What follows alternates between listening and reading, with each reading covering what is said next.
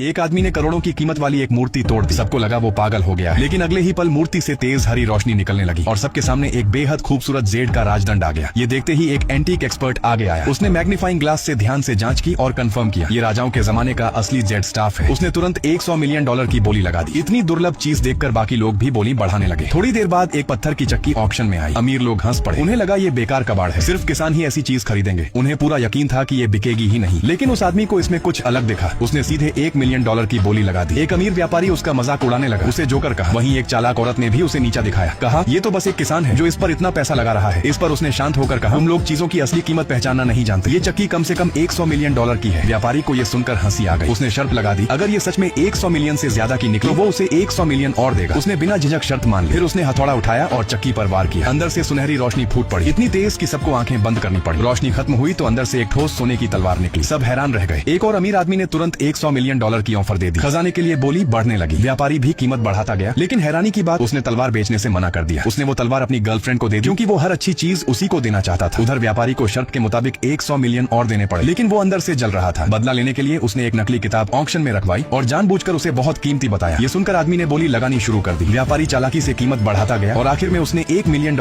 में वो किताब खरीद ली। तुरंत व्यापारी हंसने लगा। कहा कि ये किताब तो नकली है, उसने खुद लाई थी, लेकिन वो बिल्कुल शांत रहा। उसने लाइटर से किताब जला। जब किताब पूरी जल गई अंदर से एक सोने का मेडल निकला। सब फिर से चौंक गए। व्यापारी को यकीन नहीं हुआ। उसने उस पर झूठ बोलने का आरोप लगाया। तब उसने मेडल एक्सपर्ट को दिया और उसने कंफर्म किया कि ये असली खजाना है। अब व्यापारी गुस्से से पागल हो गया। उसने अपना सबसे कीमती टी कप निकाला और उससे उसकी जांच करने को कहा, लेकिन उसने एक नजर में ही पहचान लिया ये नकली है। उसने ध्यान देना भी जरूरी नहीं समझा। आखिर में एंटीक एक्सपर्ट ने भी बता दिया कि असली वाला तो नेशनल म्यूजियम में रखा है। ये सुनते ही व्यापारी का गुस्सा फूट पड़ा और उसने अपना ही टी कप तोड़ दिया।